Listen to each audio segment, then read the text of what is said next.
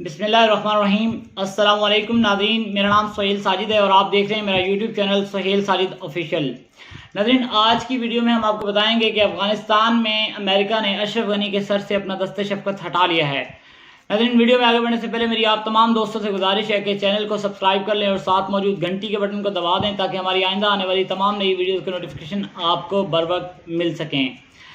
नाज़रीन, आज की वीडियो में हम आपको बताएंगे कि जो लोग अल्लाह की ज़ात पर तवक्कल करते हैं और उसकी राह में अल्लाह की राह में जिहाद करते हैं तो बेशक वही लोग गालिब आते हैं।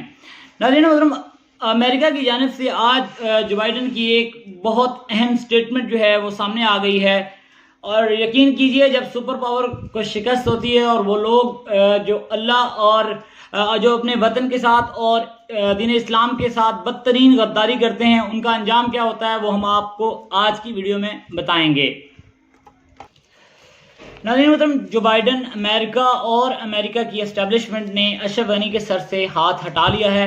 वाइट हाउस की प्रेस ब्रीफिंग में अशरफ गनी और अफगानिस्तान के बारे में जो बाइडन ने कहा है कि हमने जितनी अफगानिस्तान की मदद करनी थी कर ली, जितना पैसा लगाना था लगा दिया। हमने 20 साल तक अशरफ गनी हुकूमत को पैसा दिया, हमने इनकी फ़ौजी मदद की, हमने इनको ट्रेनिंग दी, हमने इनकी फ़ौज को ट्रेनिंग दी, हमने इनकी पुलिस को ट्रेनिंग दी, हमने इनके इंटेलिजेंस इदारों को ट्रेनिंग दी। अब जो भी करना है अफ़गानिस्तान में वो ये खुद जाकर करें और अफ़गान तालिबान के साथ ये अपनी जंग अब खुद लड़ें। हम इनकी किसी किस्म की कोई मदद नहीं करेंगे।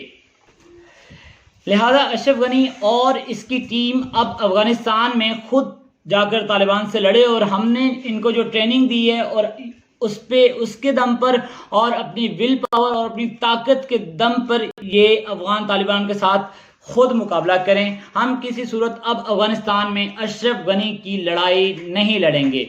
यानी दूसरी ओर साफ सादा अल्फाज में जो बाइडन ने अशरफ गनी को शट अप कॉल दी है। इसका कहना था कि जितनी लड़ाई लड़नी थी लड़ ली, तुम लोगों को इतनी ट्रेनिंग दी है, इतना पैसा दिया है, 20 साल लगाए हैं, अब तुम अपनी जंग खुद लड़ो। नाज़रीन, तारीख में इससे ज़्यादा बदतरीन लम्हा शायद ही किसी के लिए आया हो। नाज़रीन, जो बाइडन ने खाली इतना बड़ा पैगाम नहीं दिया, इतना बड़ा बयान नहीं दिया, इसने अशरफ गनी को साथ ये भी बता दिया कि हम तुम्हें अब किसी भी मरहले पर कोई सपोर्ट नहीं करेंगे। तुम ये मत समझना कि दुनिया में हम तुम्हें सपोर्ट करते फिरेंगे या तुम्हें मरने से बचाते फिरेंगे।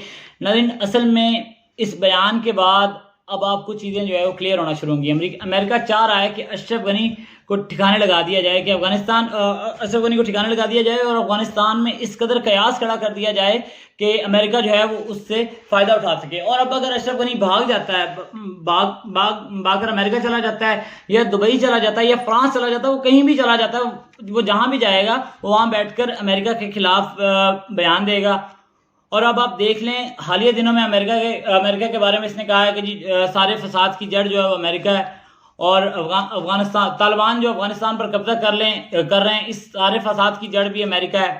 पहले वो कह रहा था कि मेरी वजह से अमेरिका निकला, अब वो कह रहा है कि अमेरिका ने सब कुछ किया है, सारी गलती अमेरिका की है और अब जो कुछ भी हो रहा है वो सब कुछ अमेरिका करवा रहा है। नाज़रीन, इसके पीछे वजह यह है कि अशरफ गनी को अमेरिका ने कहा था कि तुम स्टेप डाउन कर दो, क्योंकि अमेरिका चाह रहा था कि हम जो है ना तालिबान को टेबल पे लेके आएँ और कोई जमहूरी सेटअप बनाकर उनके हवाले कर दें। लेकिन अशरफ गनी ने कह दिया जी कि जो मर्जी हो जाए मैं स्टेप डाउन नहीं करूँगा। ठीक है जी। और अब सूरत हाल ये है कि अशरफ गनी जो है वो अमेरिका से एड मांग रहा है, उनसे कह रहा है जी कि मुझे एड दें। और अब अमेरिका में उनकी पार्लियामेंट में एड और ये सारी चीज़ें जो हैं ये डिस्कस होना शुरू हो गई हैं और उनसे पूछा जा रहा है कि तुम लोग 20 साल करके क्या आए हो। 80% से ज़्यादा अफगानिस्तान पर तो अफगान तालिबान कब्जा कर चुके हैं और उसके अलावा हर रोज़ वो शहर पे शहर फतह कर रहे हैं और तुम स्ट्राइक की बात करते हो। तुमने अपने हेलीकॉप्टर दिए उनको, ठीक है जी, 137 हेलीकॉप्टर दिए और अब मजीद 37 एयरक्राफ्ट जो है तुम वो प्रोवाइड कर रहे हो।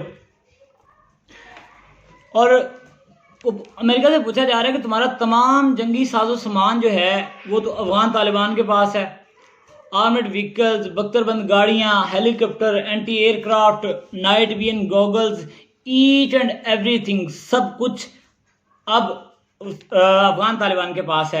अब पूरी दुनिया में अमेरिका पे उंगलियां उठ रही हैं, खुद अमेरिका के अंदर उंगलियां उठ रही हैं कि तुम लोग इतने निकम्मे हो, शिकस्त खाकर निकले हो, और जो तुमने इनकी 3,20,000 के करीब आर्मी की ट्रेनिंग की, इनमें से आधे घूस्ट हैं, इनमें ज़्यादा कुछ नहीं। अमेरिका को इतना पता है कि अफगानिस्तान के मामले पर पाकिस्तान ने और इमरान खान ने अब स्टैंड ले लेना है और पाकिस्तान ने अपना मुआहदा जो है वो ख़त्म कर देना। और जब ये लोग जब पाकिस्तान जो है वो अमेरिका के साथ उसका एयर स्पेस का मुआहदा ख़त्म करेगा, तो फिर इनकी जो रसवाई होगी पूरी दुनिया में, और फिर असल जो है वो अमेरिका की रसवाई होगी पूरी दुनिया में। और खुद तो उसने शिकस्त खा के भागा है और अफगान आर्मी को ट्रेन नहीं कर सका। अब अमेरिका से पूछा जा रहा है कि पाकिस्तान जैसा मुल्क उठकर कहता है कि जी हम आपको हवाई अड्डे नहीं देंगे। इनके जो CIA का जो चीफ है उसको इमरान खान मिलने से इनकार कर देता है। पाकिस्तान अमेरिका के साथ एयर स्पेस का मुआहदा ख़त्म करने जा रहा है और अमेरिका इस बात से बहुत गुस्से में है। जो बाइडन ने कहा कि हम अफगानिस्तान के मामले में थक गए हैं, हमारी तमाम तर पॉलिसीज़ जो हैं वो नाकाम हो गई हैं। और अमेरिका में अब बुक्स लिखी जा रही हैं कि अमेरिका को जो शिकस्त हुई है वो अमेरिकी जर्नलों की तकब्बुर की वजह से हुई है और अमेरिकी एस्टेब्लिशमेंट के तकब्बुर की वजह से जो है इनको इस कदर बदतरीन शिकस्त का सामना है। लेकिन सिंपल सी बात है कि आपको जब आप सुपर पावर होते हैं तो आपको दुनिया के सामने जवाब देना पड़ता है। जब पाकिस्तान का कुल कर्जा 110 अरब डॉलर है तो फिर दुनिया उनसे पूछ रही है कि भाई 4,000 से 5,000 अरब डॉलर अफगानिस्तान के अंदर लगाए हैं, तुमने 20 साल लगाए हैं, तुम सुपर पावर हो, उनके पास ना एयरफोर्स, ना स्ट्राइक की कैपेसिटी, ना कुछ, तो फिर वो जंग जीत कैसे गए? अब इनके पास क्या ड्रामा होता है, ये कहते हैं जी कि अंदर खाते पाकिस्तान जो है वो अफगानिस्तान की मदद कर रहा था। नाज़रीन, फिर तब इनसे अनऑफिशियली पूछते हैं कि भाई चलो मान लिया कि पाकिस्तान जो है वो अफगानिस्तान की वहाँ पे मदद कर भी रहा था, तो यार तुम अगर वो मदद कर भी रहा था तो तुम 52 ममालिक मिलकर 2 मुल्कों का सफाया नहीं कर सके, और तुम तो उनके एटमी दांत तोड़ने गए थे। इनका मकसद क्या था? अमेरिका का अफगानिस्तान पर हमले का मकसद क्या था? और अफगानिस्तान में इस्लामी निज़ाम को चलना और पाकिस्तान में एटमी प्रोग्राम को तबाह करना। लेकिन इन दोनों मकासद में अमेरिका को बदतरीन और तारीखी किस्म की बदतरीन शिकस्त का सामना रहा है। नाज़रीन, अब अमरीकी अवाम जो है वो पूछ रही है कि भाई इतना पैसा लगाया, किसी को इतना पैसा कहाँ लगाया, किसी को कुछ समझ नहीं आ रही। कोई कुछ कहता है, कोई कहता है उसकी गलती है, कोई कहता है उसकी गलती है, लेकिन इस बात का जवाब देने के लिए कोई भी तैयार नहीं है कि टूटी जूतियाँ पहनने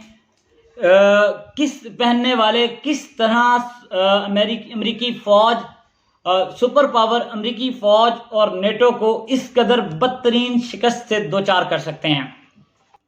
तो वो कैसे शिकस्त दे सकते हैं? खैर, अब पूछा जा रहा है कि जिनके पास ना ड्रोन उड़ाने की कैपेबिलिटी है, ना कोई जदीद जंगी साजो सामान, तो फिर किस तरह सुपर पावर को शिकस्त दे दी? और वो भी तब जब अशरफ गनी और करज़ई हुकूमत, ये इनकी फौज भी इनके साथ थी, अमेरिका के साथ थी। और अब जो बाइडन ने अशरफ गनी को शॉट ऑफ कॉल दे दी है, उसने कहा है कि जाओ, नहीं लड़नी तुम्हारी लड़ाई। ये असल में अंदर खाते इंडिया को भी उन्होंने एक पैगाम दिया है, क्योंकि अमेरिका ने इंडिया से कहा था कि अफगानिस्तान में अपनी फ़ौज भेजें, जिस पर मोदी ने कहा था कि मैं तो अपनी फ़ौज नहीं भेज रहा। इंडिया फ़ौज भेजना चाहता था, मगर तब जब अमेरिका वहाँ पे था। नाज़रीन, अब कोई इधर जा रहा है, कोई उधर जा रहा है, मामला तय करने की कोशिश कर रहे हैं। अब इनकी मामला तय करने के, अब इनकी 3,20,000 फ़ौज में से इंटरनेशनल सतह पर एविडेंस दिए जा रहे हैं, मगर असल में तो अफगान आर्मी 1.5 लाख भी नहीं है। ठीक है जी, इनमें से भी काफ़ी सारे सरेंडर करते जा रहे हैं। इधर तालिबान जो हैं वो शहर में घुसते हैं, और उधर क्या कहते हैं वो अफगान फ़ौज जिसको अमेरिका ने ट्रेंड किया, अमरीकी ट्रेंड शुदा फ़ौज जो है वो दुम दबा के भाग खड़ी होती है। अब अमरीकी आर्मी चीफ और CIA चीफ को बुलाकर पूछा जा रहा है कि ये ट्रेनिंग देकर आए हो तुम तालिबान जब किसी शहर में घुसते हैं तो तुम्हारी ट्रेंड की हुई फ़ौज जो है वो दुम दबाकर भाग खड़ी होती है। और अब दुनिया में, पूरी दुनिया ये मनादिर देख रही है कि अमरीकी गाड़ियाँ और अमरीकी अहम तरीन चीज़ें, नाइट विजन गॉगल्स और ये तमाम तर चीज़ें जो हैं वो अफगान तालिबान के पास हैं। इनकी बड़ी ज़बरदस्त फ़ौज बनती जा रही है। और नाज़रीन, सबसे ज़्यादा मज़े की बात यह है कि उन्होंने ड्रोन उड़ाने सीख लिए हैं और जो अमेरिकी कोबरा हेलीकॉप्टर थे उनको भी उड़ाना सीख लिया। असल में हुआ ये कि वो उसको लेकर ना, ये मंजर पूरी दुनिया ने देखे, ये मनाजर देखे हैं कि वो उसको लेके हेलीकॉप्टर को रनवे पे धक्का लगाते फिर रहे हैं। तो खैर 1-2 हेलीकॉप्टर गिर के तबाह हुए हैं, लेकिन अब उन्होंने वो गुजारे लायक उड़ाना सीख लिया, तो अब सिस्टम जो है ना वो आगे चल पड़ा है। अब अमेरिका में एस्टेब्लिशमेंट से पूछा जा रहा है कि इस कदर घटिया ट्रेनिंग दी है तुम लोगों ने, ठीक है जी। इसका मतलब है कि अमेरिका अगर किसी को ट्रेनिंग देगा तो वो नाकाम हो जाएगा, और इसका तो साफ मतलब है कि अब सुपर पावर कहलाने के लायक नहीं रही। और इतनी तारीख साथ बेइज्जती जो अमेरिका की हुई है अफगानिस्तान में, उसकी मैं आपको छोटी सी मिसाल देता हूँ कि जैसे कोई जवान कवारी लड़की जो है ना वो किसी के साथ भाग जाती है ना और फिर मुंह काला करवा के वापस आती है, तो उस कलमोही की जो इज्जत होती है ना घर में, रिश्तेदारों में और इलाके में, कुछ ऐसी सूरत हाल से अमेरिका भी इस वक्त जो है वो दो चार है। नाज़रीन, अशरफ गनी जैसे बदतरीन गद्दार को अमेरिका अब चाह रहा है कि रास्ते से हटा दिया जाए। और अब तारीख उठा के देख लें कि जब भी किसी ने इस्लाम के साथ गद्दारी की तो उसका अंजाम क्या हुआ। अब अगर अशरफ गनी जिंदा रहता है तो वो अमेरिका के खिलाफ बयान देगा और अमेरिका अब ये बात बर्दाश्त नहीं करेगा। और अगर अशरफ गनी भाग गया तो सबसे ज़्यादा नुकसान अमेरिका को होगा। इसलिए अमेरिका अब कोई बड़ा खेल खेलना चाह रहा है। वो अशरफ गनी से कह रहे हैं कि भाई तुम वापस जाओ अफ़गानिस्तान में, तालिबान अपनी फ़ौज और ये जो हमने आपको इतना सारा कुछ दिया इसकी बेस पे आप जो है वो अफ़गान तालिबान के साथ लड़ो और हम आपको अंदर खाते सपोर्ट करेंगे। लेकिन अशरफ गनी को अपना जो है अंजाम, बदतरीन अंजाम जो है वो नज़र आ रहा है, और क्योंकि तालिबान अब उसको किसी भी सूरत नहीं छोड़ेंगे। और अब वो अशरफ गनी की हालत ये है कि वो डरी हुई भीगी बिल्ली की तरह दुम जो है अपनी पिछली टांगों में दबा कर इधर उधर भागने का रास्ता देख रहा है, लेकिन अब उसको भागने का रास्ता नहीं मिल रहा। नाज़रीन, आज के लिए इतना ही। अपने मेज़बान सुहेल साजिद को इजाज़त दीजिए। वीडियो अच्छी लगी तो लाइक शेयर कीजिएगा। चैनल को सब्सक्राइब करके साथ मौजूद घंटी के बटन को दबा दें ताकि हमारी आइंदा आने वाली तमाम नई वीडियोज़ के नोटिफिकेशन आपको बर वक्त मिल सकें। नाज़रीन, मिलते हैं अगली वीडियो में, तब तक के लिए फ़ी अमानिल्लाह।